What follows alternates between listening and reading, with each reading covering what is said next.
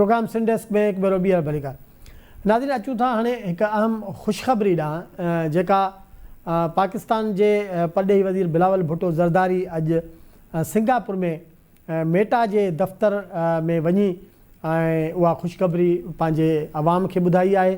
अचो त पहिरियां ॿुधूं था त बिलावल भुट्टो ज़रदारी कहिड़ी ख़ुशख़बरी पियो ॿुधाए। अस्सलाम वालेकुम, मैं बिलावल भुट्टो ज़रदारी बोल रहा हूँ, पाकिस्तान का वज़ीर ख़ारजा, और मैं मेटा का दफ्तर से, फेसबुक का दफ्तर से, इंस्टाग्राम के दफ्तर से, व्हाट्सएप का दफ्तर से सिंगापुर में आपसे मुखातिब हूँ। आप पूछ रहे होंगे कि वज़ीर ख़ारजा हमारा क्या कर रहा है मेटा का दफ्तर में। वेल, जबकि पाकिस्तान दुनिया में पाँचवा सबसे बड़ा पॉपुलेशन रखते हैं, जितने लोग मेटा के प्लेटफॉर्म्स इस्तेमाल करते हैं वो उससे भी ज़्यादा है। हर दिन 2 अरब लोग मेटा का प्लेटफॉर्म्स इस्तेमाल करते हैं और हम चाहते हैं कि पाकिस्तान के अवाम भी इन प्लेटफॉर्म्स से फ़ायदा ले। मैं टीम मेटा का पूरा टीम का शुक्रगुज़ार हूँ। वो ना सिर्फ मुझे इधर होस्ट कर रहे हैं, मगर वो पाकिस्तान में काम कर रहे हैं, पाकिस्तान में इन्वेस्ट कर रहे हैं, पाकिस्तान के अवाम के लिए मौके फराहम कर रहे हैं।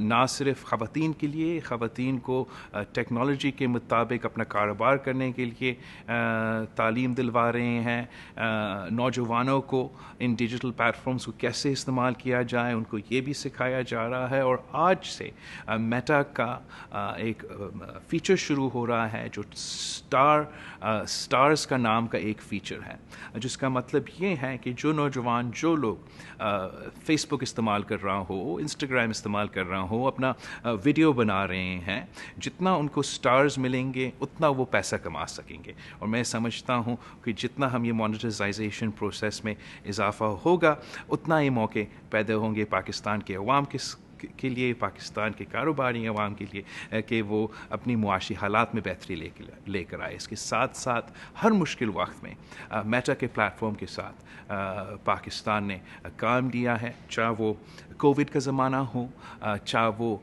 हमारे सैलाब के दौरान हो, तो मेटा के इमरजेंसी फ़ीचर्स भी हमारे काम आए। और इंशाअल्लाह ताला ये जो स्टार मोनेटाइजेशन का फ़ीचर है, इससे पाकिस्तान के अवाम को फ़ायदा होगा। तो मैं टीम मेटा का शुक्रगुज़ार। बिलावल भुट्टो ज़रदारी साहब जेका ख़ुशख़बरी ॿुधाई, नो डाउट इन में को शक न आहे, तमामु वॾी ख़बर आहे ऐं वॾी अचीवमेंट आहे। पर इन हवाले सां सिंध में तमामु सोशल ऐं जेका डिजिटल मीडिया आहे उन हवाले सां वॾो नाव आहे, उन्हनि जो वॾो कमु आहे। ऐं आर्टिफिशियल इंटेलिजेंस ऐं जेके जदीद टेक्निकल जेके इल्म आहिनि उन हवाले सां बि उन्हनि जो वॾो नालो आहे। डॉक्टर मज़हर अली धूतियो साहिबु असां सां वीडियो लिंक ते मौजूदु आहे, उन्हनि जॉइन कयो आहे। साईं डॉक्टर साहिबु तव्हांजी वॾी महिरबानी। कीअं था ॾिसो बिलावल भुट्टो ज़रदारी जे इन ऐलान खे, केतिरी वॾी अचीवमेंट आहे इहा पाकिस्तान जे लाइ? तव्हांजी महिरबानी साईं। फेसबुक हिकु वॾो सोशल मीडिया जो ग्रुप आहे, वॾो प्लेटफॉर्म आहे जंहिंमें 2 बिलियन खां वधीक माण्हू या फेसबुक जा यूज़र मौजूदु आहिनि। इन सिलसिले में पूरी दुनिया जा जेको आहे, दुनिया जा अक्सर मुल्क जेका मेटा मोनिटाइज़ेशन आहे उन मां फ़ाइदो वठी रहिया आहिनि। ऐं हाणे इहो जॾहिं हिननि पाकिस्तान लाइ ऐलान कयो आहे त इहो वॾो ख़ुशामद आहे, उहो ॾाढो बहितरीनु क़दम आहे, जंहिंमां पाकिस्तान में जेके फेसबुक जा यूज़र आहिनि, जेके फेसबुक इस्तेमालु कनि था, उहो बहितरीनु क़िस्म जो फ़ाइदो वठी सघनि था। छाकाणि त हू फेसबुक त हूअं बि इस्तेमालु कनि पिया, वीडियो बि उते ऑनलाइन कनि पिया, पंहिंजा ब्लॉग्स बि रखनि पिया, स्टेटस बि रखनि पिया। हाणे छा थींदो, हू इन मां कमाईंदा बि, जंहिंजो मतिलबु थियो त हू फेसबुक बि इस्तेमालु कंदा ऐं हू पैसो बि कमाईंदा। हीअ हिकु बहितरीनु अमल आहे। अच्छा डॉक्टर साहब, पाकिस्तान में डिजिटल ऐं सोशल मीडिया खे अंदाज़नि तव्हांजो छा अंदाज़ो आहे त घणा सैकड़ो माण्हू अहिड़ा हूंदा जेके बिज़नेस पॉइंट ऑफ व्यू खां उन लिहाज़ खां हिन खे इस्तेमालु कनि पिया, सोशल मीडिया प्लेटफॉर्म्स जेके आहिनि? पाकिस्तान में 82 मिलियन माण्हू जेको आहे इंटरनेट ते आहिनि ऐं सोशल मीडिया जेको आहे हू इस्तेमालु कनि पिया, जंहिंमां सिर्फ़ु फेसबुक जा 49.2 मीन्स 49.2 मिलियन यूज़र्स आहिनि जेके फेसबुक खे इस्तेमालु कनि पिया या उन जा यूज़र आहिनि। जंहिंजो मतिलबु थियो त पाकिस्तान जी हिकु चङी आबादी फेसबुक ते मौजूदु आहे, जंहिंमें 80.9% जेको आहे परसेंटेज मेल आहिनि, मर्द आहिनि, ऐं 19.1 जेको आहे फीमेल आहिनि। त हिकु आबादी जो वॾो हिसो जेको आहे सोशल मीडिया ते आहे, ऐं उन सोशल मीडिया में वरी फेसबुक में हिकु वॾो तादादु मौजूदु आहे जेको फेसबुक इस्तेमालु करे रहियो आहे, ऐं उहे रोज़ाने जी बुनियाद ते कनि था। हाणे हीअ तादादु बि उहो आहे जेको फेसबुक ज़ाहिर कयो आहे। जॾहिं फेसबुक पंहिंजी एडवर्टाइज़ कंदो आहे, इश्तिहार ॾींदो आहे, त इहे माण्हू उनखे एक्सेस था कनि, जॾहिं त उहे माण्हू जेके फेसबुक जे एडवर्टाइज़ खे एक्सेस नथा कनि, उन्हनि जो तादादु इन में शामिलु न आहे। अच्छा अच्छा डॉक्टर साहब, तव्हां सम्झो था त सिंध जे नंढनि शहरनि या ॻोठनि में इंटरनेट जी उहा घुर्बल स्पीड मौजूदु आहे, जंहिं ज़रिए नौजवाननि खे हिन जो वॾो फ़ाइदो थींदो, ऐं जेकॾहिं उहा सहूलियत मौजूदु न आहे या ओतिरी स्पीड मौजूदु न आहे, त इहा कंहिंजी ज़िमेदारी आहे? हुकूमत इन सिलसिले में छा करे सघे थी? हा, हीउ रज़ाक भाई हिकु ॾाढो बहितरीनु सुवालु आहे। पाकिस्तान में स्पीड त हिन वक़्तु ॾिसो दुनिया 5G ते आहे, ऐं 2030 खां दुनिया 6G ते अचे पई, ऐं पाकिस्तान में जेका वॾा शहर आहिनि उते 4G आहे, पर जेके नंढा शहर आहिनि उते अञा मुकमल तौर ते 4G न आई आहे। पर जॾहिं असां फेसबुक जी ॻाल्हि करियूं था, त फेसबुक लाइ जेकॾहिं 2GB आहे या 3GB आहे त उहा काफ़ी आहे। तंहिं करे असांजे नौजवाननि लाइ इंटरनेट जी इहा स्पीड काफ़ी आहे जेकॾहिं हू चाहिनि त। हिते आउं इहो बि ॿुधायां त असां वटि सिर्फ़ु शहरी आबादी फेसबुक खे इस्तेमालु न पई करे, पर ॻोठाणी आबादी बि इनखे तमामु घणो इस्तेमालु करी रही आहे। जॾहिं हाणे असां वीडियोज़ जी ॻाल्हि था कयूं, जेका फेसबुक ऑफर ॾिनी आहे, त असांजा जेके फेसबुक जा यूज़र पाकिस्तान में आहिनि उहे इन मां कमाए सघनि था।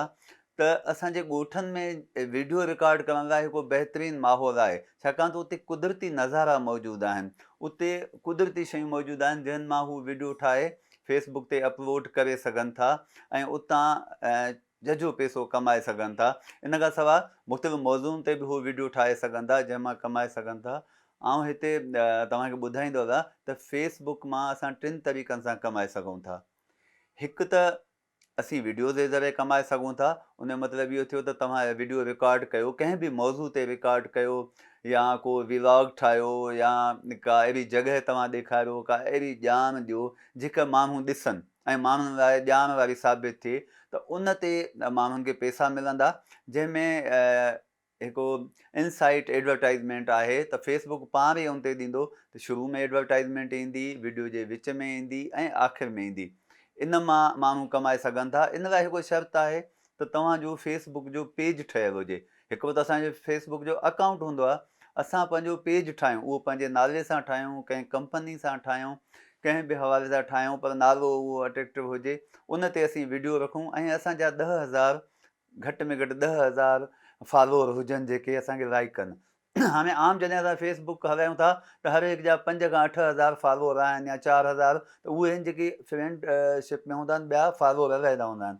पर जेकॾहिं असीं फेसबुक जो पेज ठाहियूं, ऐं उन ते जेका असां पंहिंजे अकाउंट ते शयूं रखूं था उहे पेज ते रखूं, त माण्हू असां उहे साॻी दोस्त थींदा, ऐं असांजे पेज खे लाइक कंदा, ऐं फॉलोअर बि थींदा। त इहा रिक्वायरमेंट पूरी थी वेंदी। ॿियो इहो आहे, ॿी रिक्वायरमेंट त 6 लख मिनट्स हुजनि, जेके 6 लख व्यू मिनट हुजनि, ऐं उहे बि आसान आहिनि। जॾहिं असांजी वीडियो जेकॾहिं 3 मिंट जी बि आहे, ऐं उहा सुठी वीडियो आहे, त उनखे यूज़र आराम सां ॾिसनि था। त इहे 2 रिक्वायरमेंट आहिनि जंहिं मां फेसबुक ॾिए थो। इहे पहिरीं रिक्वायरमेंट आहिनि, ऐं उन खां पोइ हर 1000 व्यू ते असांखे पैसा मिलंदा। ॿियो जेको फेसबुक पैसा ॾिए पियो, उहे जेके असीं ब्लॉग लिखूं था फेसबुक ते, स्टेटस लिखूं था, उन्हनि ते ॾिए थो। जेकॾहिं उहे माण्हू पढ़नि था त उन में एड अचनि था, ऐं माण्हू जीअं उन एड खे क्लिक कनि था, त उन तां बि असांखे पैसा मिलनि था।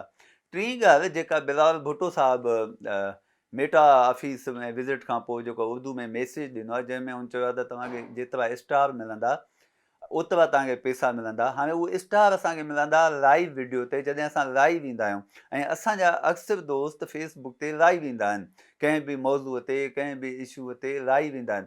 हू जॾहिं लाइव ईंदा त असां पहिरियां असांखे इहा सहूलियत हूंदी त असां थंब अप कंदासीं, अंगूठे जो हिकु निशान आहे उनखे, या दिलि जो निशान ठहियलु आहे उनखे कंदासीं। हाणे उन में हिकु निशान स्टार जो बि आहे, यानी हिकु सितारे जो, तारे जो आहे।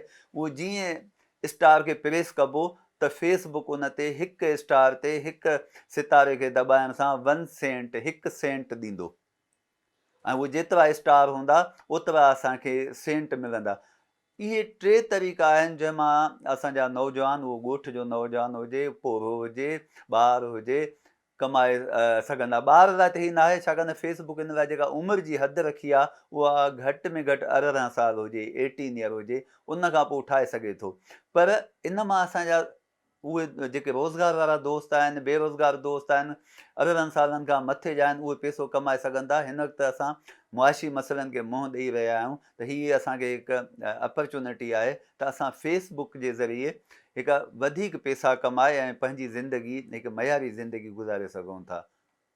अच्छा डॉक्टर साहब, अवां सिंध जे नौजवाननि खे कहिड़ो मैसेज ॾींदव त हू हिन मौक़े मां कीअं भरपूर फ़ाइदो हासिलु करे सघनि था? बिलाल भुट्टे जो ही हक़ीक़त में वॾो कमु आहे जंहिंमें उनखे साराहिजे ऐं आउं बि साराहियां थो त हिन हुकूमत इहा कोशिशि वरिती, छाकाणि इन खां अॻु में फेसबुक में पाकिस्तान शामिलु न हो। ॿियनि दुनिया जे मुल्कनि लाइ त मॉनिटाइज़ेशन जो अमल हुयो, पर पाकिस्तान लाइ न हो।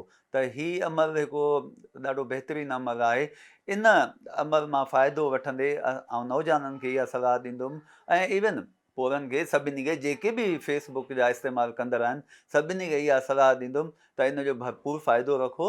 तव्हां टिकटॉक ते वीडियो रखो था, तव्हां फेसबुक रील ते वीडियो रखो था, हूअं बि फेसबुक ते रखो था।